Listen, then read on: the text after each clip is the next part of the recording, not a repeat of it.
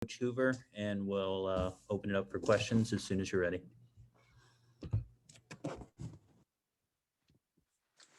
Hey, Coach Hoover, how are you? Hi, Les. Nice to see you. Sitting here in North Carolina watching this game, that was a heck of a basketball game. Where did things go awry? What was the difference between a win and loss tonight, Jen? I just didn't think our defensive effort, I won't say effort, I just don't think our defensive details were good from the jump. And I told him in the locker room, I'll take that. That's my fault. If I don't have them ready to go and locked in, when you look at their stat lines, they did what they do. Every person from number 14, all she does is shoot threes. And when we don't lock into those details from the beginning, you dig yourself a hole. And then, this team's going to fight. They're going to fight until they're told that you're not going anywhere and you're not good enough. And so I'm proud of our fight, but if we lock into the details early, we don't have to fight for our lives. And tonight we were going to fight for our lives. It's interesting you say that, Jen, because I will say that when your team got down 8, they made that run. And to me, that run started on the defensive end. Of course, you capitalized offensively, but you did it by getting stop after stop after stop in succession. And you got back in the game. And that seemed to be what really sparked your team. Yep. Well, I would say I think that's what the constant talk to them about, lock back into who you're guarding and what they do and what we're trying to take away. First half, I just didn't think we did that at all. And I thought in the second half, we did a much better job of being gritty, being tough on defense, not giving them what they wanted, making them take tough contested shots. We switched up a little bit on them, and I thought that threw them off. Give them a lot of credit. It was their senior night, and their seniors lit up the stat lines, other than Mondu. And, it's never going to be an easy game in this league, and it's never going to be easy against Miami. I mean, they're fighters. And again, give our kids a lot of credit. We came back, I think, took the lead late. But we just, I didn't manage the game well enough for them. I didn't help them enough in a time when I felt like I thought we had control, and we kind of let it slip away again. How tough is it for you that the two kind of back-breaking baskets down the stretch came when you had defensive help collapse and they found the open person right at the basket for a gimme? Those are tough because, our emphasis with this, the whole team was don't let them get by you. You got to keep people in front of you. And then I felt like we helped up a little bit, which opened up, and, give their guards credit. They made the play. And I mean, it's a layup that anybody could make, but Mondu had to make it, and she made them. And, those are back breakers because they're such easy baskets. And I just, I think our defense was better than that, but, I'll have to look at it and find out where those breakdowns were. But, again, this team just, they play with so much heart and so much determination. I ache for them. I'm heartbroken for them tonight on this game, because I know we came in feeling like we were in a good place and we were going to be able to come in and lock in on our big thing was we wanted to dominate the details.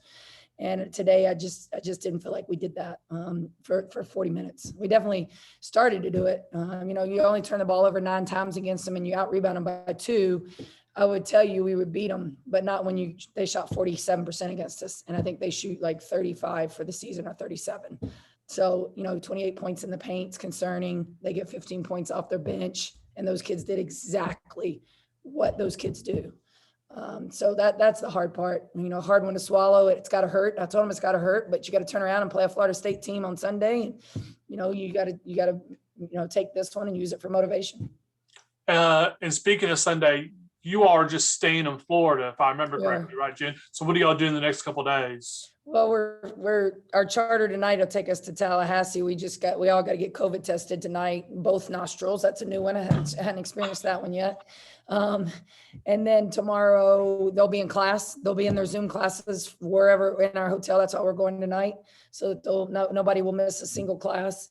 And then we'll do our usual routine on Fridays is filming a walkthrough. And so we'll do that tomorrow at about in our regular time, about 4. Usually it's a little bit later tomorrow. We'll be about 4:15, 4:30. We'll actually get a lift in there at Florida State. They're being, helpful and letting us use their facilities. And then, they'll have study hall tomorrow as well, depending on classes. And then Saturday we'll have practice that morning. And then our game is at noon on Sunday. So it's a quick turnaround there to get back home. And, we just got to get refocused and kind of get, get the kind of the feeling of this. It's gotta sink in a little bit, but we got to get over it. We got to get over it fast because we're better than we played tonight. It really seems like Ivana has hit her stride in the last week or so offensively, and it couldn't come at a better time, probably, right? Right. Yeah, she has. I thought tonight, her just understanding that they weren't really, they were letting everybody play a little physical. Yeah. So you were getting a lot of body contact that wasn't, and it was both ways. And so I just told her, I said, Ivana, you need to shoot your jumper instead. Like, don't try to get in there and get into that physicality game because there's no need to, and especially when she's shooting that well, kind of on her face-up game. So, I thought she did a good job moving without the basketball today. They mixed up their defenses on us a lot just to kind of keep us out of a flow. And I thought the first half, it really kept us out of any kind of flow. We, are they man, are they zone? What are they doing? What are we running? And I thought in the second half, we kind of just said, forget what they're in. We're running what we're running. And I thought we moved the ball a little bit. I do think we fell in love with the three, and that's way too many threes for us to shoot in a game. That's not who we are. And so we got to look at that.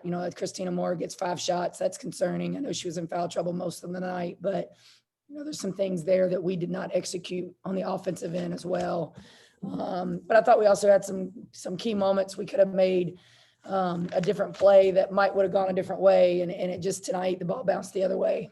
And unfortunately, that's the way this game goes. Speaking of the ball bouncing the other way, and I'll wrap up with you soon, Jen, if I remember correctly, I think it was the second quarter, there was a loose ball on the Miami side of the court in which Gina streaked to and dove on and forced a tie up. I think you'll be able to use that clip for years when you want to teach your team hustle, right? Oh, yeah, absolutely. And I mean, there was no way she should have got to that. Oh, no, she shouldn't have got there. And she actually got there. And then Marshall actually sat on top of her just because of the way she got there. And I mean, I thought it was definitely a jump ball. It was a good play, but that's just, that kid is, she is a warrior. I've always said it. She doesn't do everything right by any means. A 3 for, would she go 3 for 14 is not her typical game. I'd like to see her get to the free throw a little bit more often, but 8 rebounds. I mean, that kid rebounded her butt off today, and then 7 assists, was good. A good job distributing the ball. We just, as a whole, the defensive end is where I'll probably look back on it and just kind of kick myself a little bit, but we got to move on fast, and this thing's all about to come to an end here pretty quickly. So it's, keep fighting. So. Speaking of which, I know you're a basketball coach and not a bracketologist, but one of the announcers tonight on that broadcast said probably 50 times that this was a must win for your team. I didn't quite view it that way. Do you view it that way? I think it's a harder path now because they're not going to the tournament. And so it becomes a bad loss. But I think where we don't get enough credit, and I'm just going to say it because I'm sick of us not getting credit, is we've won 3 huge games on the road: Virginia Tech, Clemson, and Georgia Tech. And nobody wants to talk about how big of wins those were on the road. They want to talk about how great Georgia Tech is and how great Virginia Tech is, but no one wants to mention that Wake beat them at their home place. So, it's hard because we're still fighting for any respect. There's other teams in our league that are like losing records already talked about. They're in the tournament. And I'll be honest, that hurts. It hurts me. It hurts this team. But we know we have to earn it, and we got to fight for it. And tonight we knew we had to earn it. We had to fight for it. And I told them in there, our goals and our dreams have not changed. It might be a harder path, but we still have a game on Sunday, and we still have a tournament next week. And you can still, now tomorrow it's going to say we're out. I mean, it already did last week after we lost to NC State.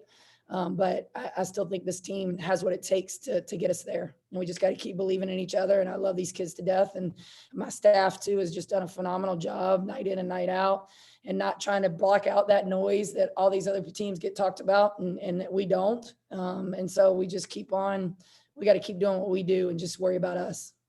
Cool. Thanks so much for your time, Jen. I appreciate it. And best of luck on Sunday. Thank you. Thanks.